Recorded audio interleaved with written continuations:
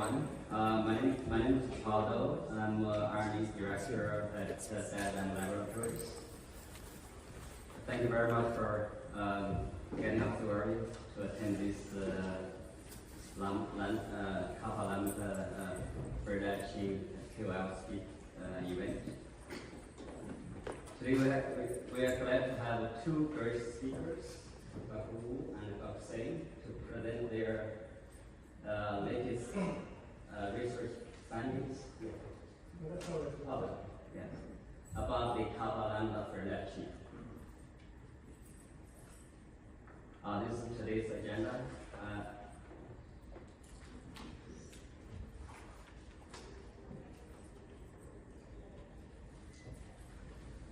After both your presentation, the question and answers will follow. Make sure you scan the QR so you can ask questions through the QR link.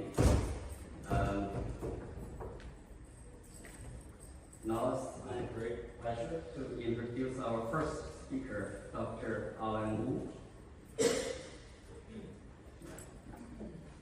Dr. Wu is the Chief of Clinical Chemistry and Toxicology at San Francisco General Hospital.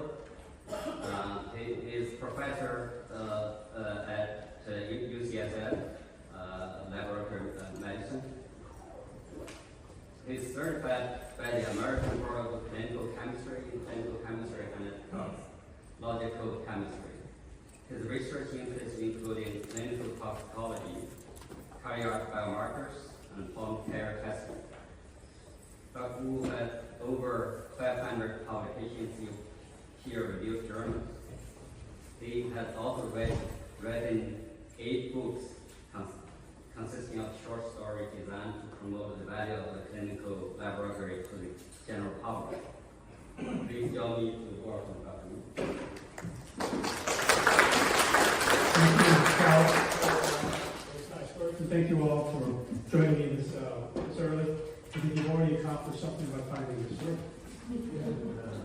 So, yes, I have been involved with the laboratory field for 40 plus years and have sort of a mission to promote the value of laboratory medicine, which I don't really have to do in general to you all because you're here and you've been working in the field. But you know, we have a bigger mission, and that is to try to educate the rest of the world, everybody else who don't understand what we do. And it's because of that that we are in this sort of pickle that we're in with diminishing reimbursements and legislations designed to hamper our practice.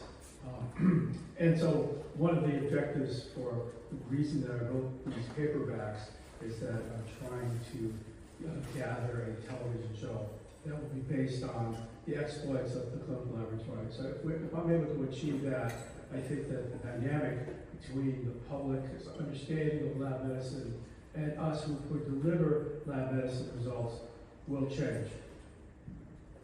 Okay, but enough of that. I'm going to talk about free light chains today and introduce a concept that you may or may not know about, that's biological variation. I hope to convince you that this is an important attribute of all laboratory tests because it tells us something about how the test can be used.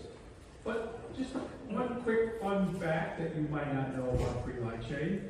Okay, so this is the structure. I'm sure you all know that. It has heavy chains and light chains, and we're going to be involved in this lecture and in the next lecture with Dr. Singh on light chain analysis.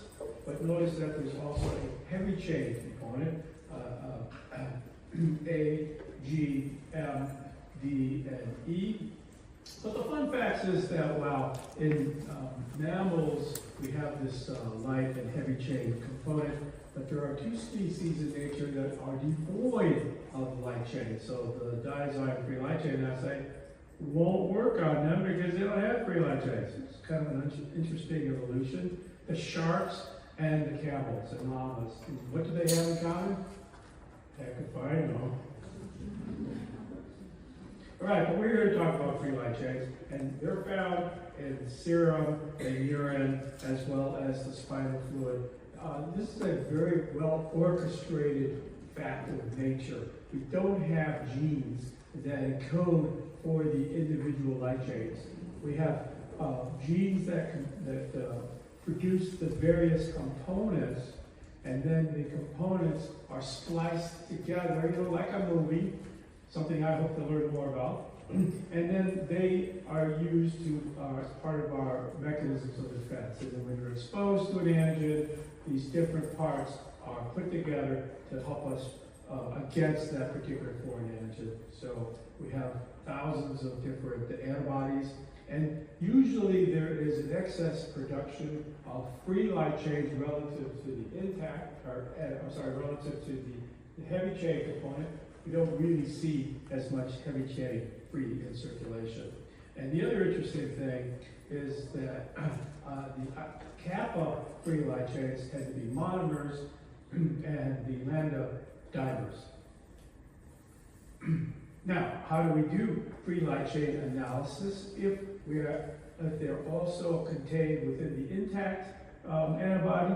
And it's a matter of finding an epitope within the free light chain structure that is exposed in the free form, but hidden in the intact form. And so antibody discoveries have led us to this point today. All right, so I want to talk about biological variation. So there's only one book that's ever been published about this, and it used to be produced by the AACC Press, okay, so it's now the ADLM Press, but that press doesn't exist anymore. We don't even produce books within our association. It's another one of my angst here with the current state of affairs.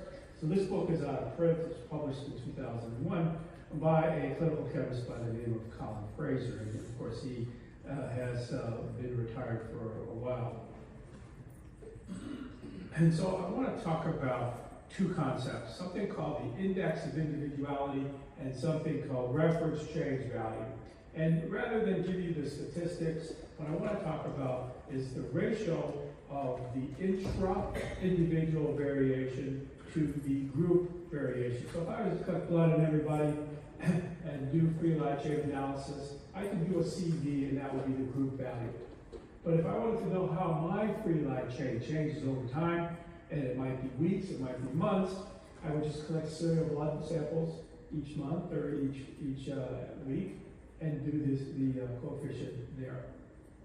So I want to demonstrate two types of tests. A test that has a high index of individuality, where according to Dr. Fraser, conventional reference ranges will be of significant value.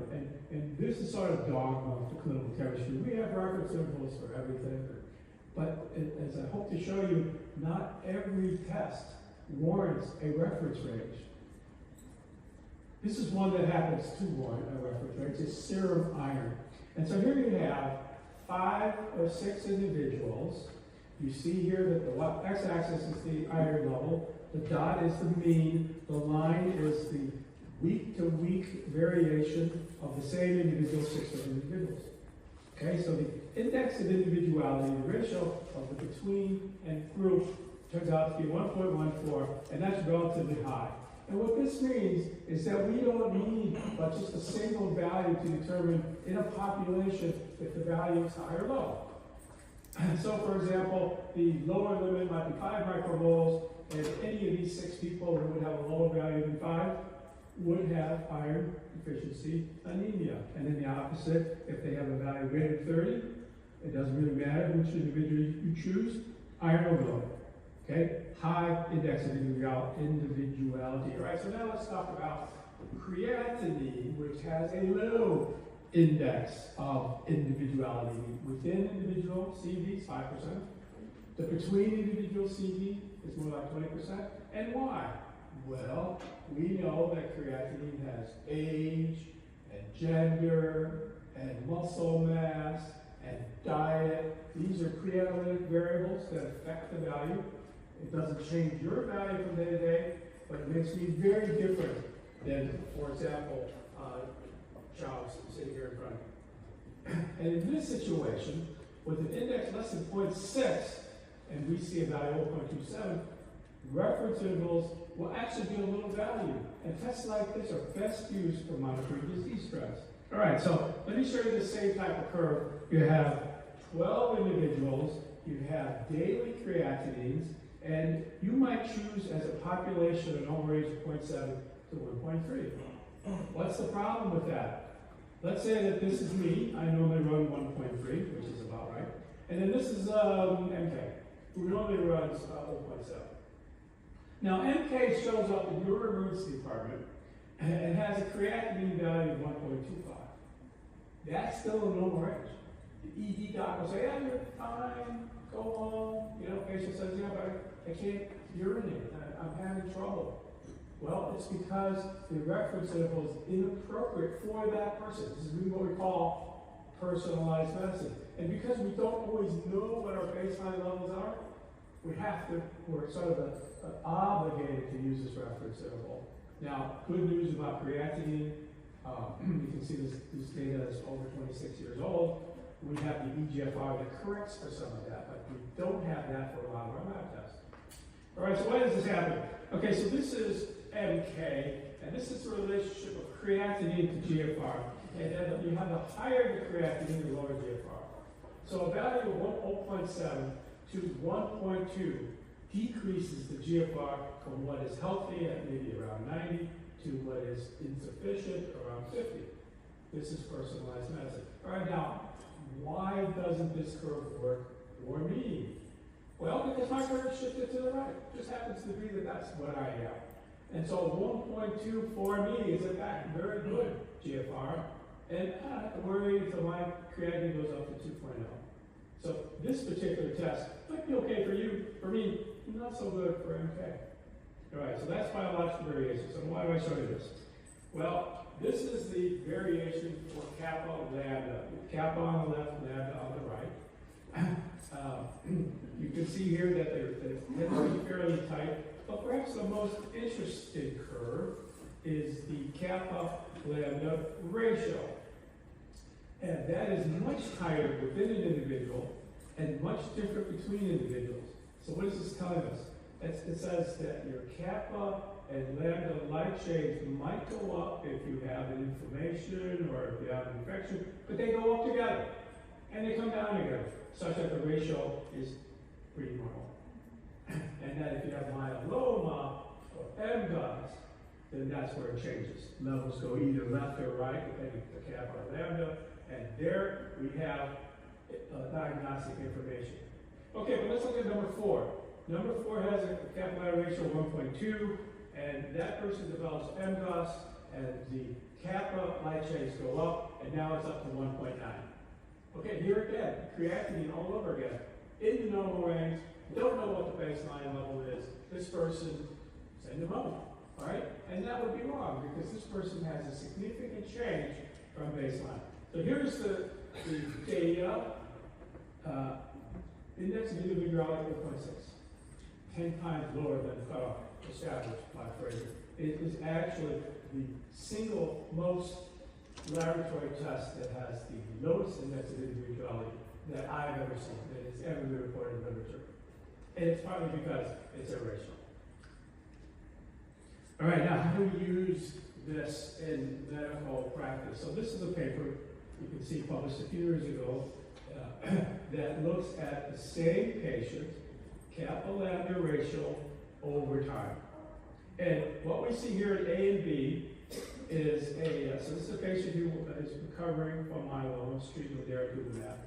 But then we're looking for recurrence. And we see here at A and B a little bit of a hump there. But the Kappa Lambda ratio, 2.25, 2.12, and then C 1.9, not really much different. This is within the steady state for that individual. Because we know what that baseline is, we can now look for early recurrence. And if we look at slide D, see that little bit of hump there on the right where the arrow is. You might say, is that something? Or is that maybe just what it happens to be looking today? A little unclear what we're going to do with that. But if you look at the ratio, it's gone from a mean of 1.9 to 2.25 to 3.24, a 50% rise. Still within the reference interval, or at least for this individual, but this is an early indicator that this person, in fact, is having a recurrent event. And then if you continue along the ensuing months, goes up a little bit again in panel E, and again in panel F. And by panel E and F, it's pretty evident this is recurrence. But we had, with biological variation, an RCD called so-called reference change value, that indeed this person has probably regressed. So it's not enough to just look at numbers. It's how we use them in context of each other, especially for laboratory tests that have a tight biological variation. Okay?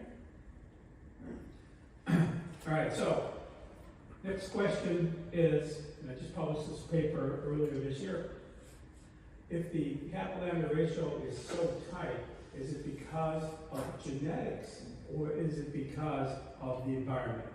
So we undergone a study to answer this question by doing Kappa Lambda light chains among identical twins. And the idea here is that if you have an identical twin and your Kappa Lambda ratio is similar to your relative, then it's probably genetically determined. So here's some preliminary data. 4 sets of twins. You can see here that in 2 of them I actually had the mother. And they do form a cluster. Now this is not day-to-day or week-to-week variation. This is a single time point. But we have as a reference the other sibling, and in 2 cases, the parent.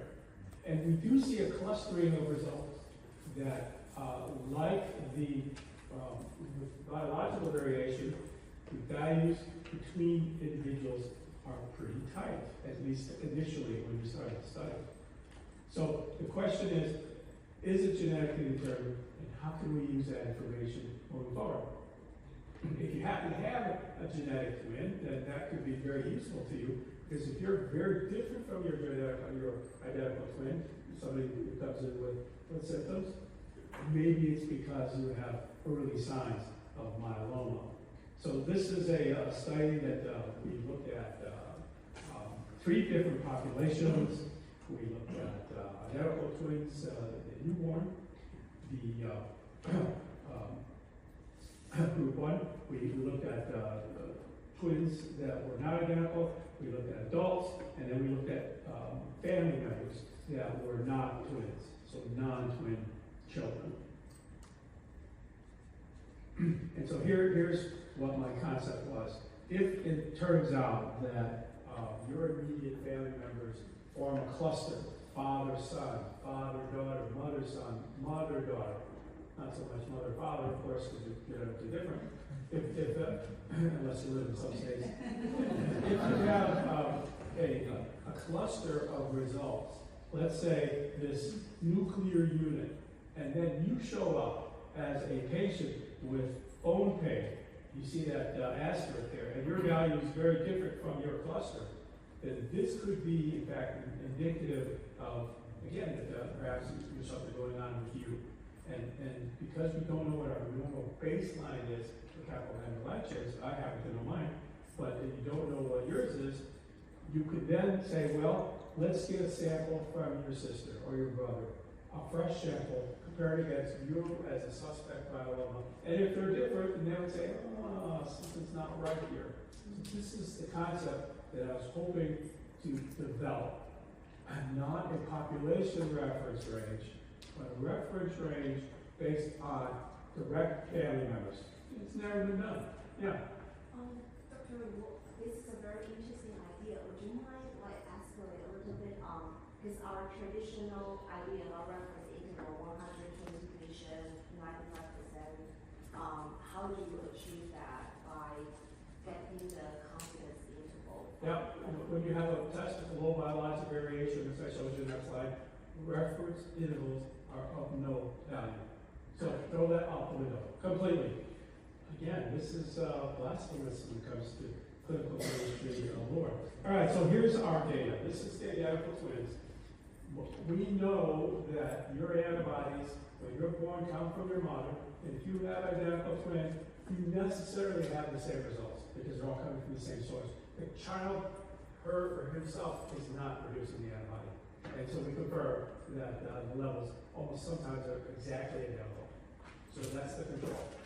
On the right, these are non-twin siblings, so brother, sister, father, mother, and you can see a more wider distribution, not the type that we expected to see within identical twins.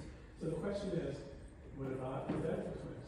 Do we see a tighter relationship similar to the neonates, or do we see a relationship more similar to non-twin siblings? That's the hypothesis. Okay? Anybody want to see the data? Now that I've brought it up? Yeah. Okay, well, it turns out you're a little bit tighter, but not as tight. And my concept of a twin or family member reference range is out the door. No, you know, you have an idea, you go for it. This one did not work out.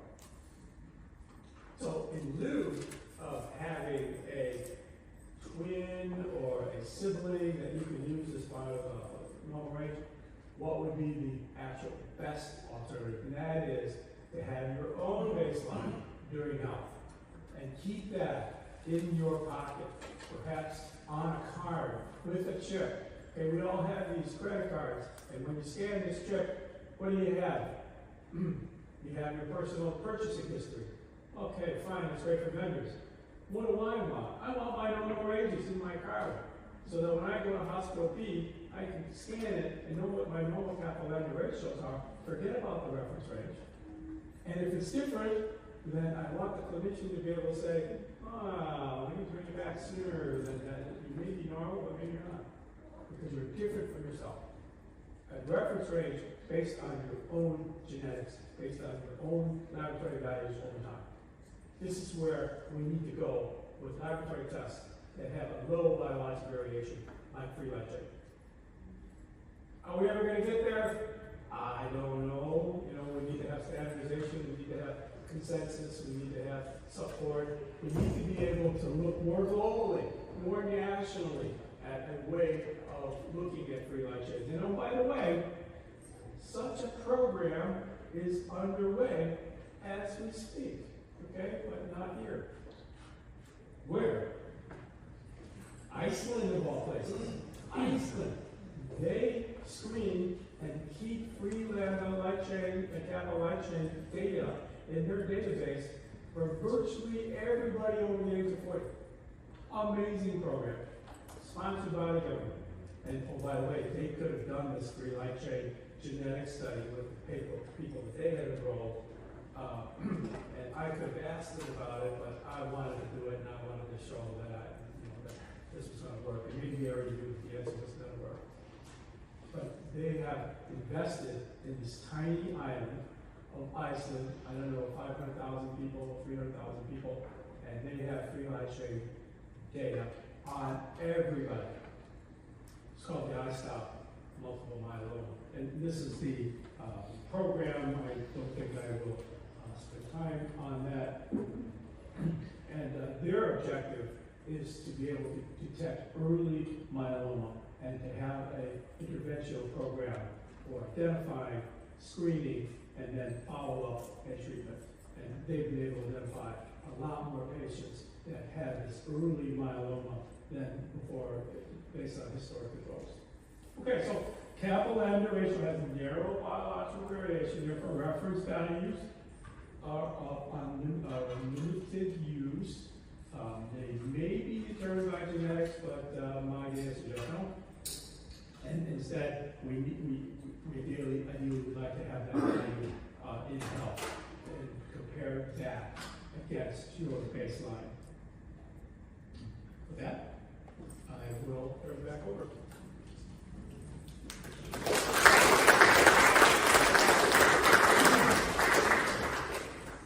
Thank you very much for your great presentation. So our next speaker is Dr. Singh. Dr. Singh is the chair in clinical pathology, professor and vice chair of pathology at Medical College of Georgia, Augusta University. He has served as professor at 3 research universities, and more than 160 peer-reviewed publications. It has identified a subset of multiple myeloma patients with high-level free monoclonal light chains that associated with renal damage and adverse survival.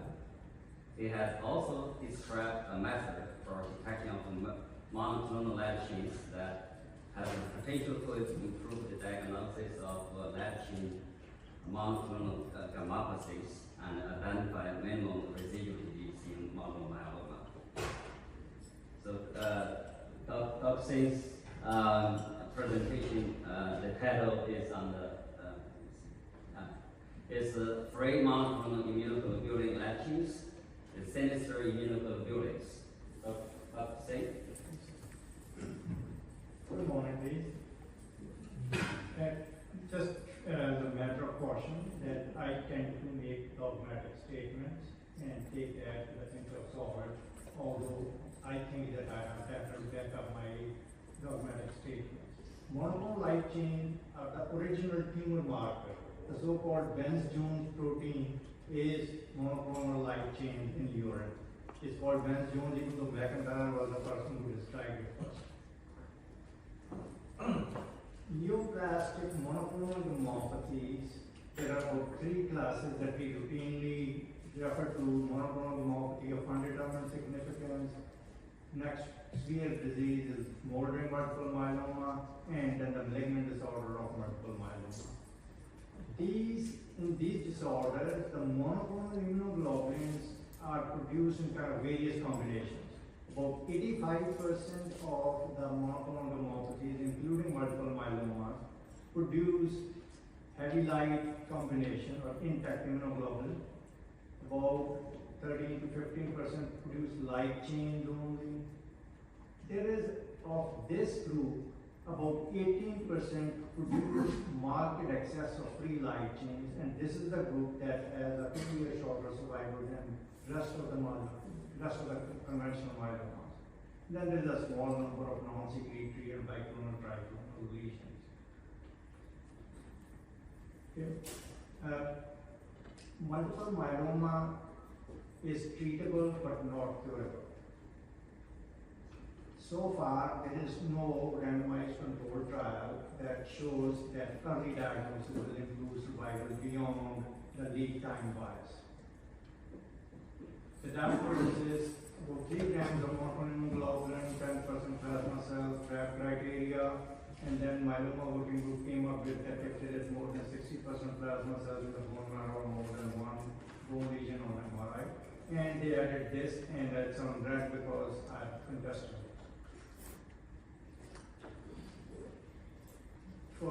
These are the usual tests that we do for diagnosing monoclonal gammopathy: serum and urine protein electrophoresis. Although urine protein electrophoresis is underutilized, even though the International Myeloma Working Group recommends it. Then serum immunoglobulin, free light chains, and then there is a development of mass spectrometric assays to look for low-level monoclonal immunoglobulins. And then calcium, creatinine, these are for diagnosis, for TRAP criteria, as well as for staging, bone marrow examination, and pre-monoclonal light chains in serum and urine. This is added, this is not recommended by any of our colleagues. Dr. Wu has already covered this, that there are intact immunoglobulins, and there are hidden epitopes on light chains, and those light epitopes are available in free light chains. And he has also referred to that we make light chains in excess of heavy chains. Okay. Binding site, Bradwell came up with this idea of the hidden epitopes on light chains and produced polyclonal anti-sera to Kappa and Lambda free light chains, established spectrometric assay, and Katzman at Mayo Clinic examined blood donors and healthy people of Olmsted County to establish the reference ranges. And he also did this Kappa Lambda ratio. And these are the usual, this is the usual ratio. It's not the central 95%. He took the whole range of 0.6 to 1.65. Now, people who are in renal failure have a different ratio. And particularly with the free light acid, it may or may not be affected nearly as much by the Diazyme and the Siemens acids. We make more Kappa light chains, but there are more lambda chains in circulation because lambda chains have a longer half-life than Kappa chains. This is partly because of the dimerization of lambda chains. When I started looking at serum-free light chains on moving to Medical College of Georgia, I saw too many exceptions to this range of normal range of Kappa Lambda of 0.26 to 1.65. So I went back retrospectively, pulled out all the patients who had protein electrophoresis and light chain observations done, and went through their charts. And this was a group of patients who did not have any evidence of monoclonal gammopathy, despite some of them even having had a bone marrow examination. 36% of them had an abnormal Kappa Lambda ratio, and almost 90% of them had a Kappa dominant abnormal Kappa Lambda light chain ratio. We have a natural tendency to make more Kappa chains than lambda chains, and even whenever there is an increase in the immunoglobulin production, Kappa chains exceed lambda chains. There are obviously a few exceptions, but these two light chains do not move in parallel. Okay. Even when we take into account the renal ratio, about 30% of the people who come to a tertiary care center have an abnormal Kappa Lambda ratio without any evidence of monoclonal gammopathy. And it's important to note this because many of these people got labeled with light chain MGUS. And then this in a way is labeling somebody with a pre-malignant condition and subjecting them to repeated examinations for no good reason. Again, as I said, I make dogmatic statements that abnormal Kappa Lambda ratio is not diagnostic of monoclonal gammopathy. Then I looked at people who had detectable monoclonal immunoglobulins in the serum and what were their Kappa Lambda ratios. Sorry, I apologize. This is, I subdivided these people, and the ones who had hypergammaglobulinemia, more than half of them had abnormal Kappa Lambda ratio, and again, almost 95% of them were Kappa dominant. So whenever there is polyclonal hypergammaglobulinemia from any reason, be sarcoidosis, cirrhosis, or any other chronic infection, there is a predominance of Kappa light chains, and you get Kappa dominant Kappa Lambda ratios without having any monoclonal immunoglobulin. 36% of the patients I saw who had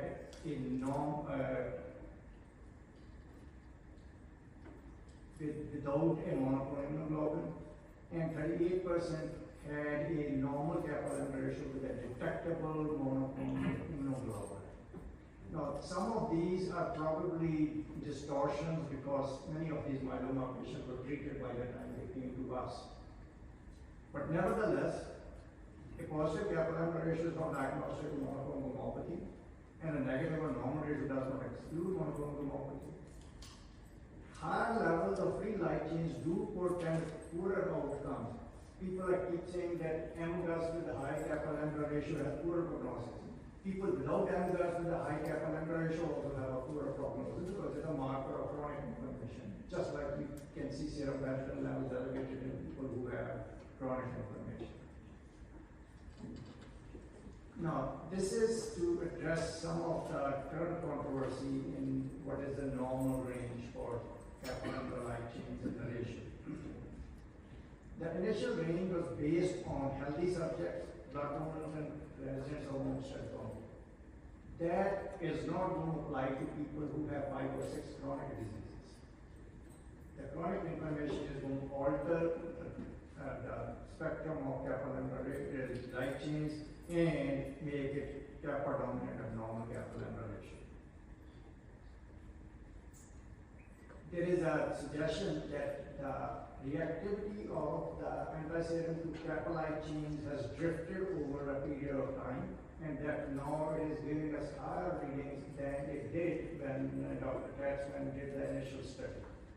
There is no direct evidence of that drift. Nobody has looked at the specimen from that 20 years ago, analyzed them with the current reagents, and showed that the levels are high. We have an increasing incidence of chronic diseases, and if we have more chronic diseases, we are more likely to have chronic monoclonal hypergamma and a increase in Kappa Lambda ratio in Kappa's favor. If there is a drift in antibody reactivity, then there is a potential that that drift may reverse. And I don't know how we will keep track of it.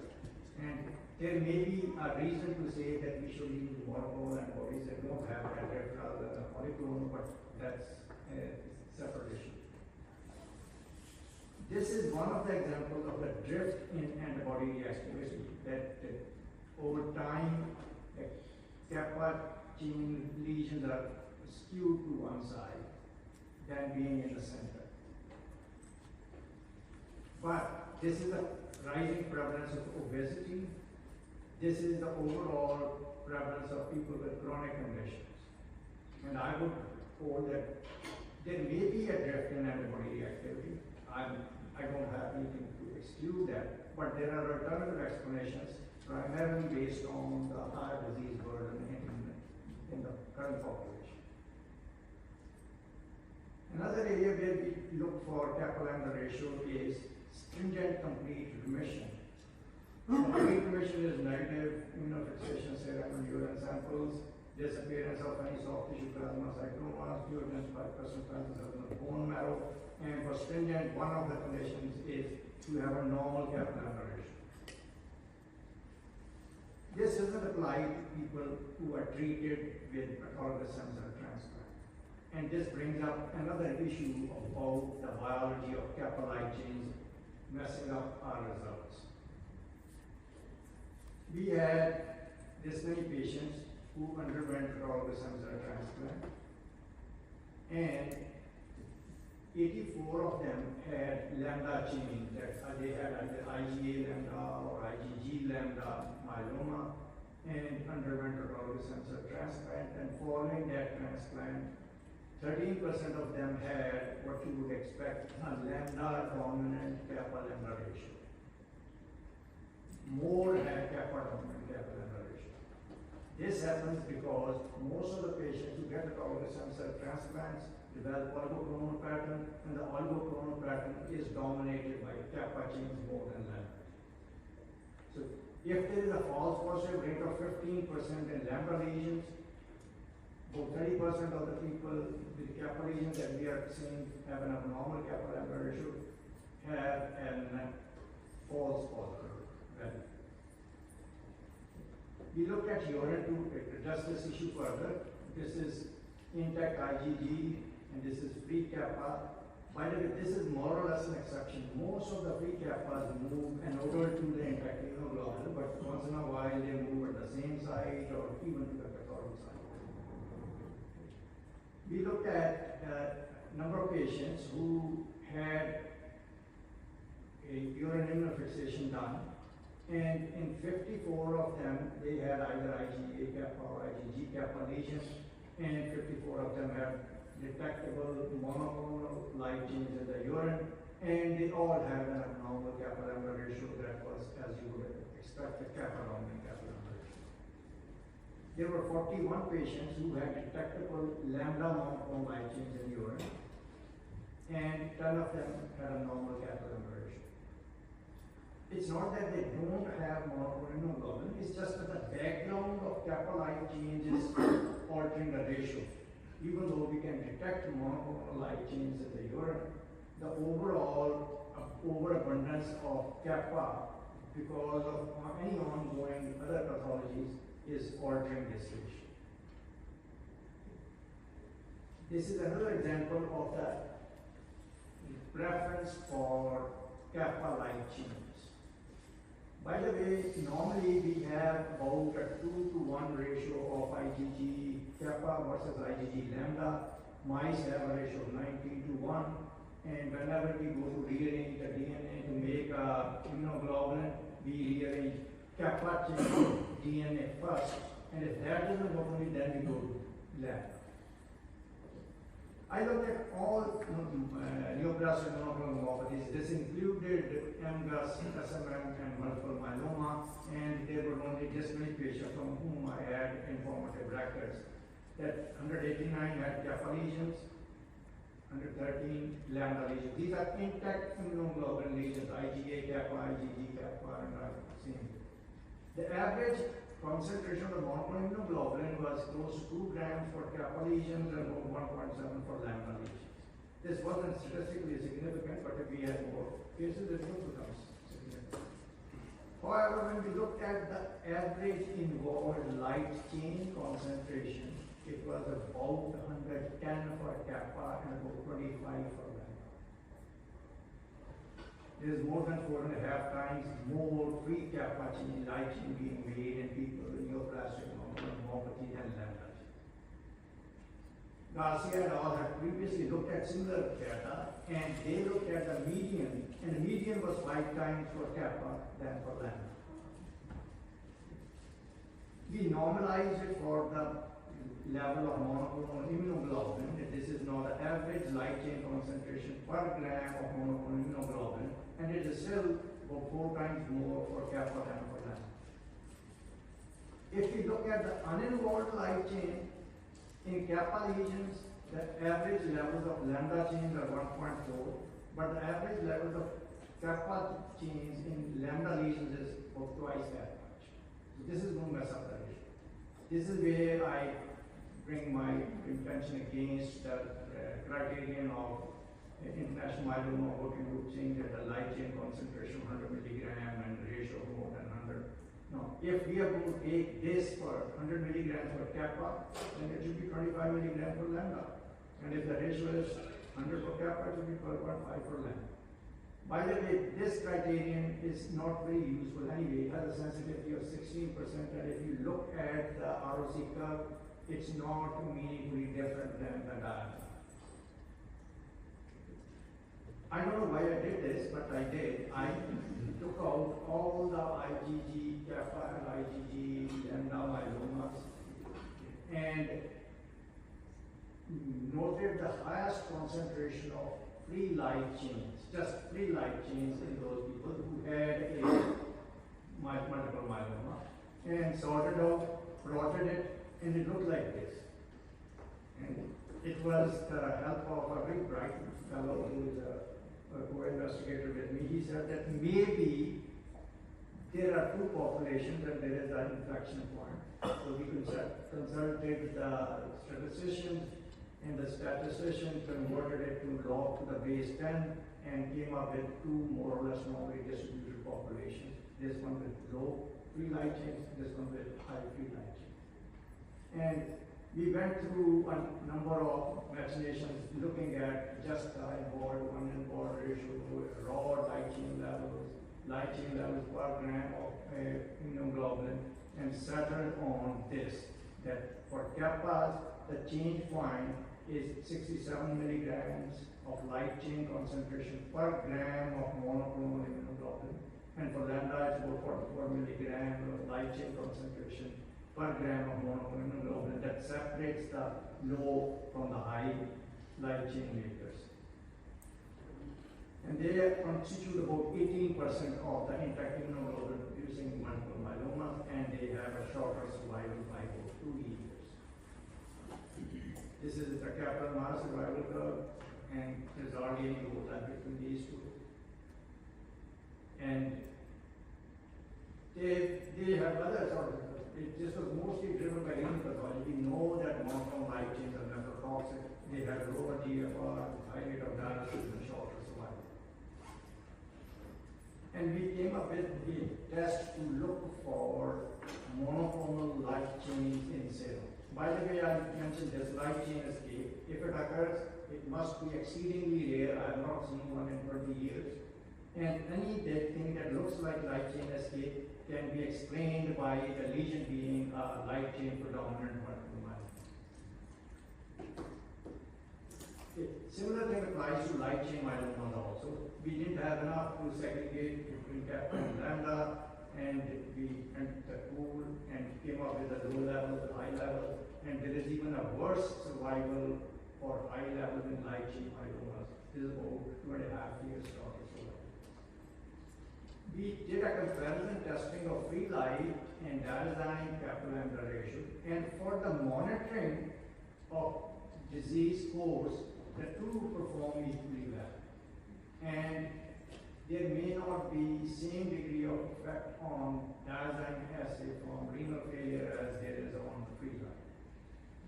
All the studies that I'm presenting to you were done with the free light assay.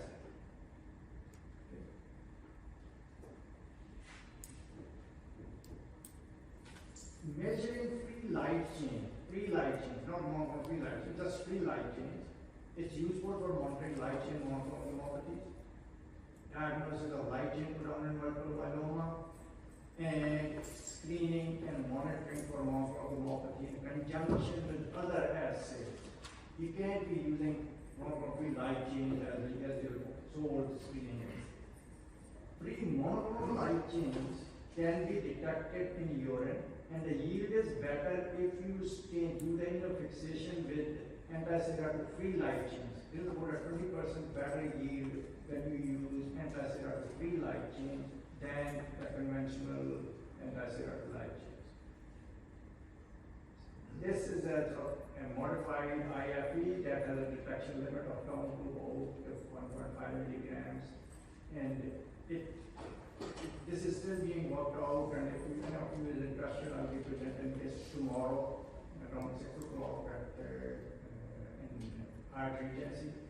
That we did immunofixation of undiluted serum. When you do IFE, routinely we dilute the serum 1 to 10 for G and Kappa and 1 to 5 for A, M, and Lambda.